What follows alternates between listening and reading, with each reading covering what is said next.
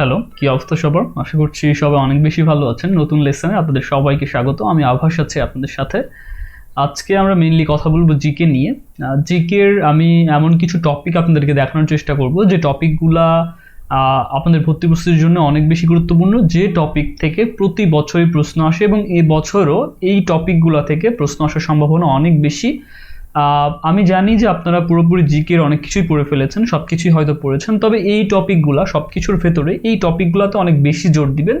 এই টপিকগুলো ঢাকা বিশ্ববিদ্যালয় তথা অন্যান্য যে কোনো বিশ্ববিদ্যালয়ের জন্য অনেক বেশি গুরুত্বপূর্ণ।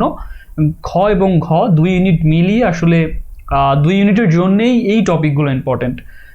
আর আপনাদের কাছে রিকোয়েস্ট থাকবে, আপনারা এই ভিডিওটা আসলে হতে যাচ্ছে, আমি বলবো যে কোনো আমার আগের জিকের যে কোনো ভিডিও থেকে অনেক অনেক বেশি গুরুত্বপূর্ণ হবে।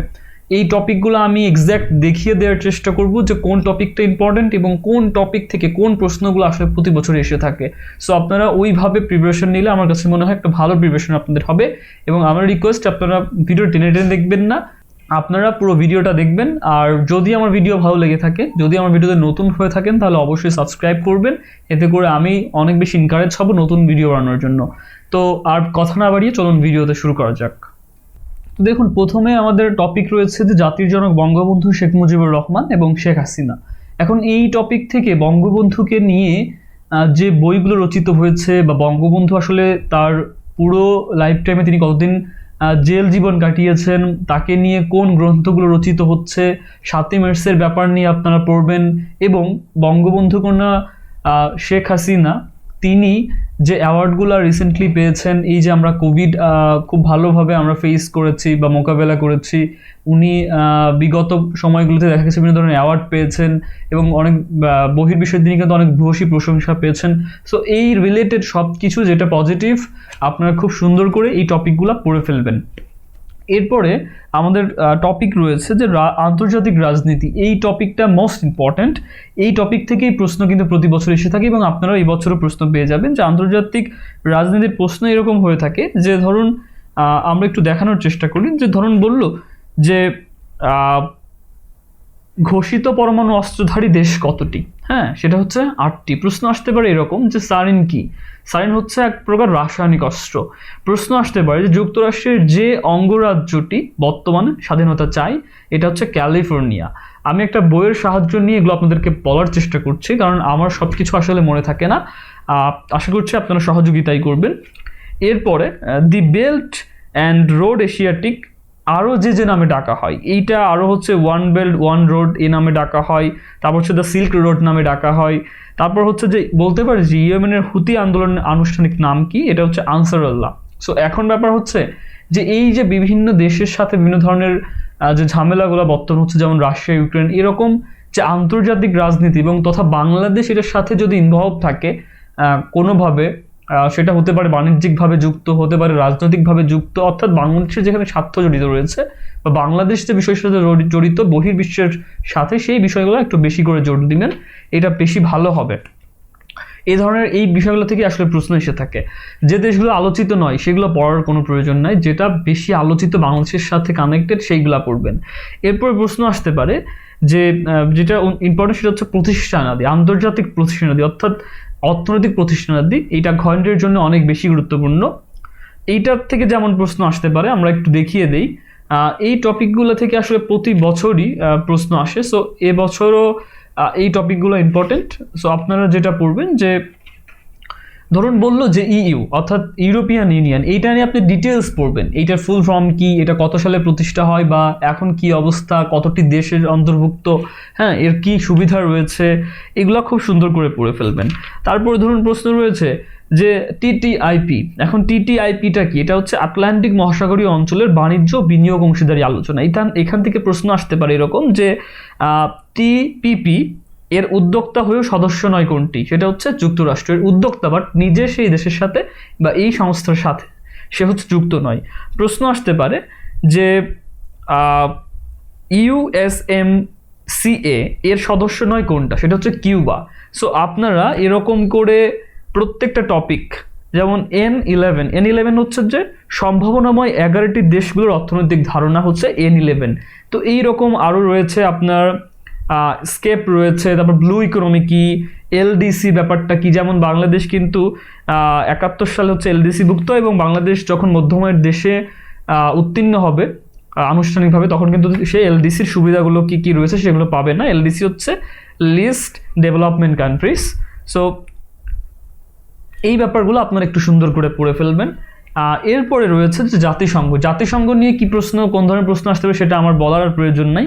আপনি ইতিমধ্যে অনেক ধরনের প্রশ্ন কিন্তু জাতিসংঘ নিয়ে পড়েছেন। সো এটা একটু ভালো করে ডিটেলসে কোন অঙ্গরাজ্যগুলোর কোন আসলে জাতিসংঘের কোন অঙ্গের কোন কাজ, কি কি কার্যাবলী রয়েছে, এর মহাসচিবকে, কত সালে কোনটা শুরু হয়েছে, এখন কি অবস্থায়, কার্যক্রম কোনটার চালু আছে, এরকম সব পরিষদ খুব ভালো করে পড়ে ফেলবেন। এরপর যেটা রয়েছে যে আন্তর্জাতিক সমুদ্র আইনে বাংলাদেশের সমুদ্র চাই। বাংলাদেশ কিন্তু রিসেন্ট কিছুদিন আগেই যে মায়ানমারের সাথে একটা সমুদ্র নিয়ে ঝামেলা হয়েছিল, সো ওইটা কিন্তু একটা জয়লাভ করেছে। সো এইটা ইম্পর্টেন্ট। এবং আর হচ্ছে যে আন্তর্জাতিক সমুদ্র আইন, অর্থাৎ আন্তর্জাতিক সমুদ্র আইনের কি নিয়ম নীতি রয়েছে বা এই ব্যাপারটা আপনারা খুব সুন্দর করে পড়বেন। এরপরে ভারত বাংলাদেশ সম্পর্ক, এইটা কোন ধরনের প্রশ্ন আসতে পারে বুঝতেই পারছেন যে বিভিন্ন সময়ে ভারত বাংলাদেশের অনেক চুক্তি হয়েছে, যেমন তিস্তা চুক্তি রয়েছে, তারপর হচ্ছে বিভিন্ন ধরনের বাঁধ রয়েছে বাংলাদেশের সাথে ভারতের সীমান্তবর্তী এলাকাগুলোতে। সো ভারত বাংলাদেশের এবং বিভিন্ন ধরনের সুযোগ সুবিধা, কিন্তু বাংলাদেশ ভারতের বাণিজ্যিক সম্পর্ক অনেক ভালো। সো কি কি সুবিধা পাচ্ছে, এই ব্যাপারগুলা টোটাল আপনি রাজনৈতিক এবং অর্থনৈতিক পুরো ব্যাপারটা খুব সুন্দর করে পড়ে ফেলবেন। প্রতি বছরই আসলে এখান থেকে প্রশ্ন আসে। এবং পুরস্কার, অর্থাৎ এই টপিকটা গুরুত্বপূর্ণ, পুরস্কার যে পুরো পৃথিবীতে বিভিন্ন সময় এই যে নোবেল প্রাইজ, তারপর হচ্ছে অস্কার এবং তথা বাংলাদেশের যে 21শে পদক, স্বাধীনতা পদক, এই ব্যাপারগুলো আপনারা এই টপিক, ম্যান বুকার রয়েছে, এই পুরস্কারগুলা বিভিন্ন সময় দেওয়া হয়ে থাকে প্রতি বছরই। সো এইগুলা অনেক ইম্পর্টেন্ট, এগুলা পড়ে ফেলবেন। এরপরে রয়েছে যে ভৌগোলিক রাজনীতি ঘ জন্য তথা ঘ জন্য অনেক বেশি গুরুত্বপূর্ণ। এখান থেকে যে ধরনের প্রশ্ন আসতে পারে যে প্রতি বছরই কিন্তু এখান থেকে প্রশ্ন আসে। সো এই বছরও এই টপিকগুলো মোস্ট ইম্পর্টেন্ট এবং ঘন্টের জন্য আলটিমেটলি অনেক বেশি। যেমন ভৌগোলিক রাজনীতির ব্যাপারটা বলতে পারে যে সিয়াচেন কিন্তু যে কাশ্মীরে অবস্থিত বিশ্বের উচ্চতম যুদ্ধক্ষেত্র সিয়াচেন। সো এইটা নিয়ে খুব ভালো করে পড়বেন। কার্গিল পড়বেন, তারপর হচ্ছে যে দোকলাম পড়বেন। দোকলাম হচ্ছে কি যে ভারত, চীন, ভুটান সীমান্তে অবস্থিত একটি মালভূমি, এইটা নিয়ে খুব সুন্দর করে আপনারা পড়বেন। তারপর হচ্ছে ধরেন গ্রে জোন কি, গ্রে জোন হচ্ছে যুক্তরাষ্ট্র ও মেক্সিকোর মধ্যে 3145 কিলোমিটার সীমারেখাকে বলা হচ্ছে গ্রে জোন। সো আপনারা এরকম পড়বেন। প্রশ্ন আসতে পারে যে বিশ্বের সবচেয়ে বৃহত্তম সীমান্ত কোন দুই দেশের মাঝে অবস্থিত, সেটা হচ্ছে কানাডা, যুক্তরাষ্ট্র। সো এইরকম ভৌগোলিক যে রাজনীতি, এগুলা এরকম প্রশ্ন এসে থাকে, খুবই ইম্পর্টেন্ট, ঘন্টের জন্য পড়ে ফেলবেন। এরপরে যে টপিকটা আমাদের রয়েছে মোস্ট ইম্পর্টেন্ট একটা টপিক, সেটা হচ্ছে যে আগাম বার্তার ব্যাপারটা হচ্ছে যে যেমন ধরেন 2024-এর কোন কোন ব্যাপারগুলো হতে পারে, যেমন বলতে পারে যে সামনের যে কাতার ওয়ার্ল্ড কাপের পরের যে ওয়ার্ল্ড কাপ 26-এর ফিফা ওয়ার্ল্ড কাপ, সেটা কোন দেশে অনুষ্ঠিত হবে, বা বলতে পারে যে টোকিও যে অলিম্পিক, এর পরে যে অলিম্পিকটা হবে সেটা কোন বছরে হবে বা কোথায় হবে, বলতে পারে টি20 ওয়ার্ল্ড কাপ 2023-এর এটা কোন শহরে হবে। সো এইরকম আগাম বার্তাটা আপনারা খুব সুন্দর করে পড়ে ফেলবেন। এরপরে হচ্ছে যে মুদ্রার রাজনীতি ভাষা, এটা থেকে কেমন প্রশ্ন আসতে পারে আপনারা বুঝতে পারছেন, তবে আমি সহজ করে দিচ্ছি ব্যাপারটা।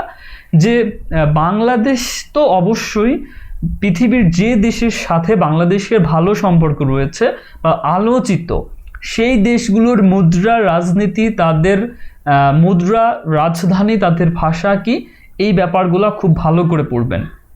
আচ্ছা, এরপরে রয়েছে যেমন সেটা হতে পারে হচ্ছে যে যুক্তরাষ্ট্রের, সেটা হতে পারে আপনার যুক্তরাজ্যের, কানাডার, তারপর হচ্ছে এখন রাশিয়া কিন্তু অনেক বেশি আলোচিত, ইউক্রেন আলোচিত। সো যে দেশগুলো আলোচিত, ওই দেশগুলোর এই রাজধানী কোনটা, ভাষার নাম কি, মুদ্রা কোনটা, এইগুলা খুব ভালো করে পড়ে ফেলবেন।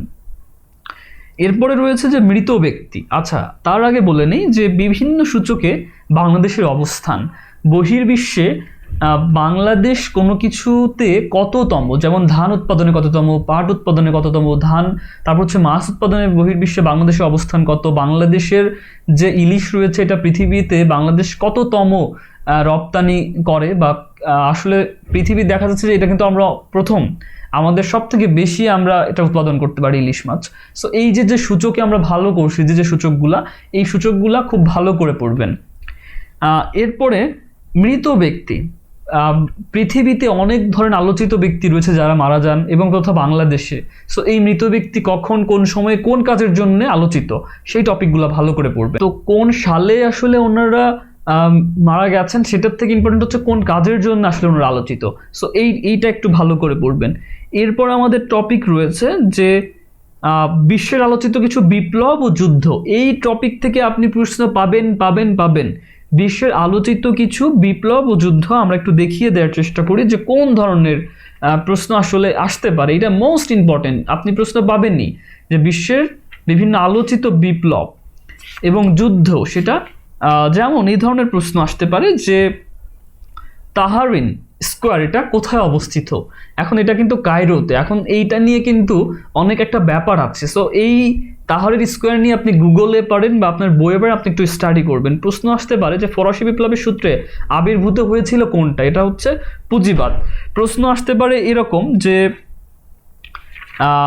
এই যে ধরেন জ্যাকোবিন ক্লাব, তারপর হচ্ছে যে প্রশ্ন হচ্ছে আরব বসন্ত। আরব বসন্তটা কি?